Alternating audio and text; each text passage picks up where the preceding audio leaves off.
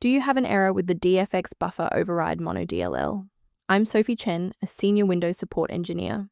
I'll guide you through the diagnostic to restore system stability and get DFX Audio Enhancer, mono Buffer Shim, working again. Before we begin the walkthrough for Dfx-buffer-override-mono, check the link below for a tool to assist with library environment checks. This is the Dfx-buffer-override-mono, a specialized VST audio plugin library that manages real-time audio buffer manipulation for glitched sound effects.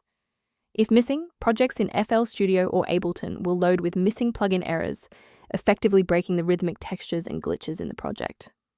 With that context in mind, our first logical step is a clean reinstallation. A missing DFX buffer override.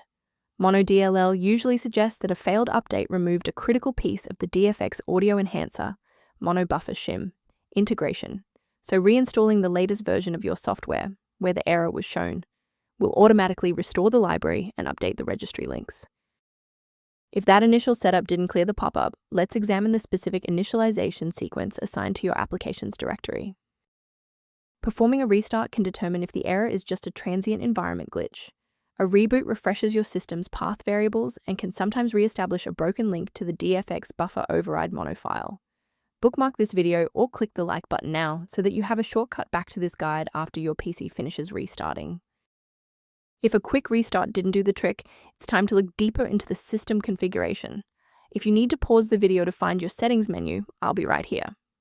Since a standard reinstall didn't fix the library error, we need to perform an integrity check on the host program. If you are using a launcher like Steam or Epic, use the Verify Integrity of Game Files tool. For standalone apps, manually delete the application folder in your local app data directory before reinstalling to ensure no corrupted files are locked in the cache. Why are we doing this? Well, standalone installers often skip files that are already present or locked.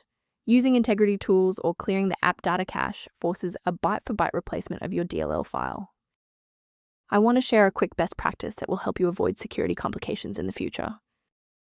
The statistical risk of a blue screen of death increases significantly when you attempt to manually swap out critical files like Dfx-buffer-override-mono.dll within your System32 or syswow64 folders.